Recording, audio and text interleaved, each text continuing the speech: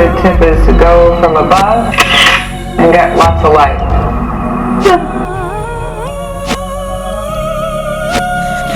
When did your love affair with art begin? I'm not sure. It was when I was about 5 or 6. I always woke up really early to watch cartoons.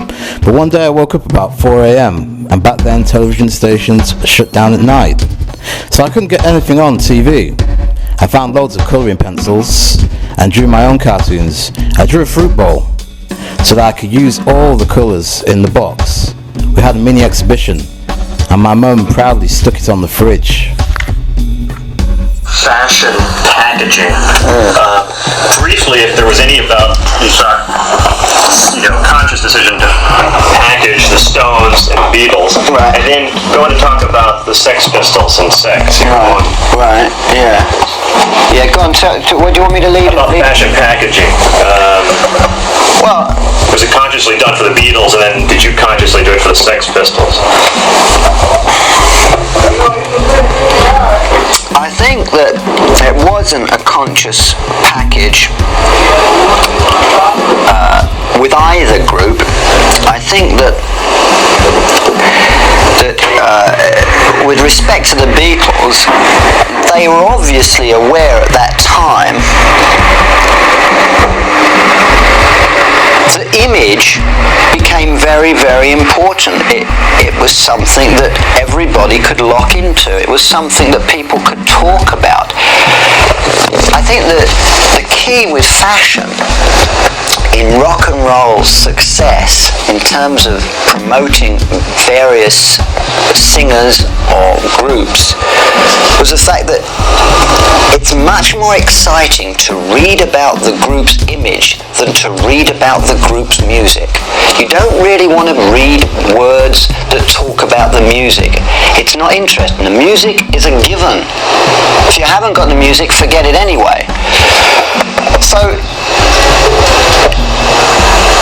in those days, they began to realize that what kids wanted to talk about was what they stuck up on their wall, which was the look of Elvis Presley, the big colour group photograph of the Rolling Stones, and these giveaways that now and again appeared in various pop magazines and Fleet Street journals and whatever journals existed in America were the early days really of merchandising rock and roll, and fashion photography and grooming suddenly started to loom on the horizon as groups began to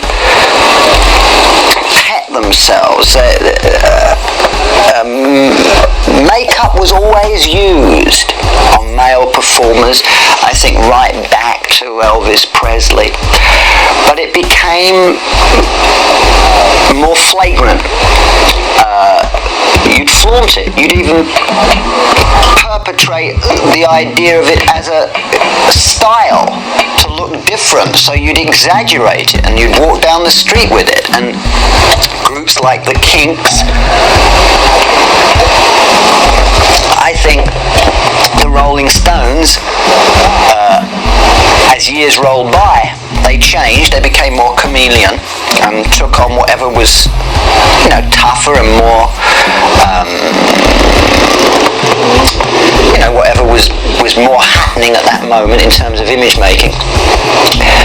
And it obviously must have triggered a great deal of people who were in the rock and roll industry from the record company's point of view, that they had to start selling the group by its look as much as by its music. Well, that was going to be very difficult, simply because they hadn't been trained in this way. They trained to hear a note that's in tune, a note that's out of tune, a rhythm, a harmony, a lyric.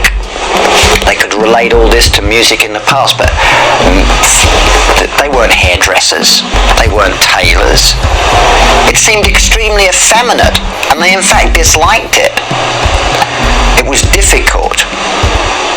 And I think that they had a very uneasy time dealing with it, and ultimately left it to managers.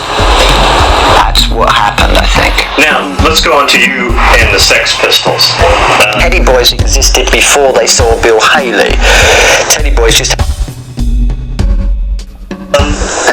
Any thoughts on the formal fashions of Motown, like Diana Ross and Martha Reeves, where they wore their ball gowns and evening dresses? I mean, was Berry Gordy, trying to create a specific look, or just trying to make them more palatable to white audiences?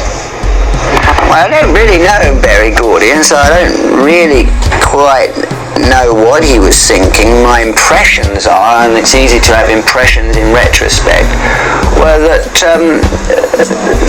that was the style of the day, as I explained earlier, in terms of Christian Dior's La Belle Époque remodeled. And they saw it as something that really gave these young girls a great sense of decency, respect, importance, glamour. They wouldn't want them to be dressing in tracksuits or whatever was the kind of style that you would have gone to school in at the time, or the kind of style, if you were out at school, you would have gone down to the running track or the bowling alley. They wanted them to dress as if you were at an all-night party and you had nothing else to do but party, party, party. And they all looked like they were coming from a big party, and they looked